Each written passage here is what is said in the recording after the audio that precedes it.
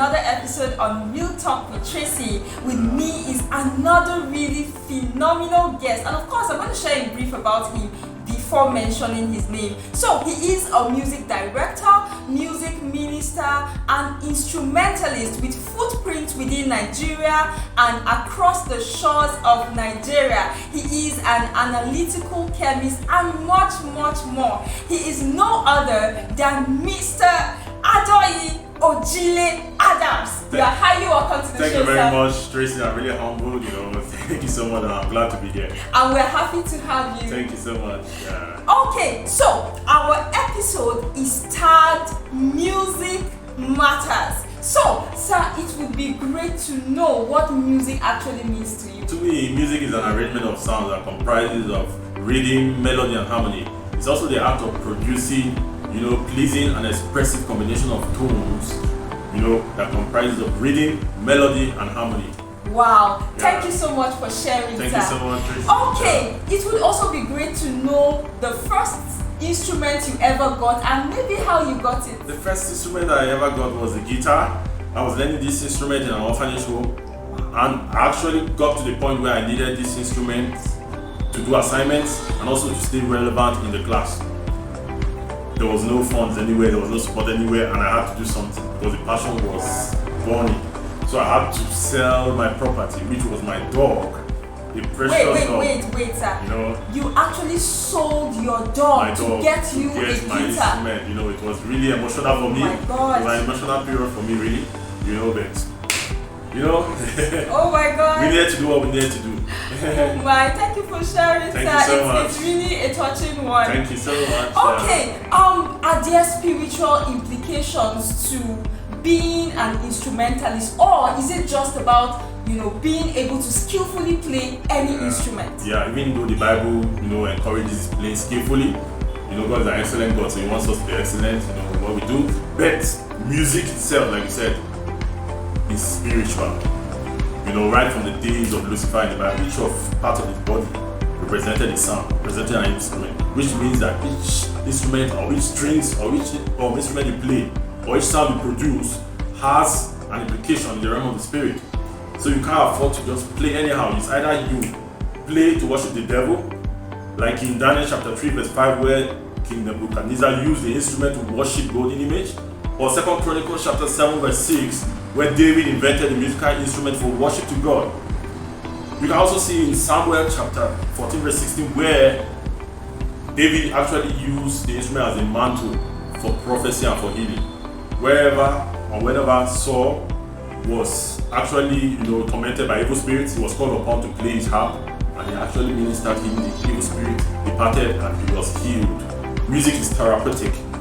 Like I said, it's a mantle for healing, it's a mantle for prophecy, it's also a mantle for battle.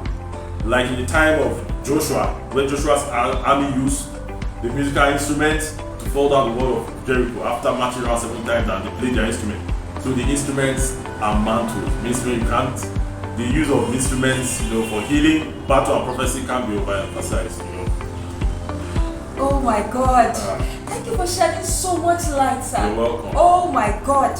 Okay, so do you have an advice for young persons who are striving to become heavenly and globally recognized instrumentalists? Wow, I love this question. To be globally and heavily recognized instrumentalists, you need to apply what works for me and other great musicians, which is DCHU. D stands for discipline, C for consistency, H for humility. Humility can take you where skills can't take you to. But if you're skillful and humble at the same time, the sky is your starting point. God gives grace to the humble and you resist the proud. Then we also have being unique. Being unique, have your own sound. Don't care about whether you're recognized for now, but you definitely will be recognized. Because I believe in Nigeria right now, there's this trend that you must do certain things a certain way. If you want to change the world, don't just think like a Nigerian. Don't limit your thinking to a Nigerian thinking. Think like an American. Think like a Nigerian also, and also think like an Asian. Think globally, so that you'll be globally relevant. You can't be relevant just in your local church or in Nigeria and expect to be relevant out there. You know what I'm saying? You need to combine the experiences and the knowledge from far and wide. Yeah, so that's what you need to do. And then I also quote Proverbs chapter 22 verse 29, which says, find ye a man who is diligent in what he does. He shall not stand before just mere men. He shall stand before kings, queens, and nations. So be diligent.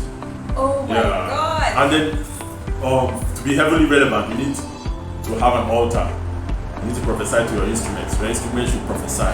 Have an altar. Sir, please could you say that again, because you know. Okay. Have an altar, with your instrument. Let your instrument represent sound in the spirit. Yeah. Let your instruments. You said something. There was something you said that should be done to the instrument. Yeah, the instrument, you should prophesy to your instrument. You also make it a mantle. You know what I'm saying? Try and have an altar with your instrument. Yeah. Oh my God, thank you so much for sharing, You're sir. welcome. Look, if you just watched to this point, then I'm sure that you got something. I'm sure that you'll be able to, from what he has said, I myself, I got so much value from it. Thank you so much for coming on the show, sir. You're welcome, Tracy. I'm glad to be here. And thank you so much, fans and viewers. Thank you too, sir. Okay, so we have finally come to the end of this episode, and for us, it is a bye.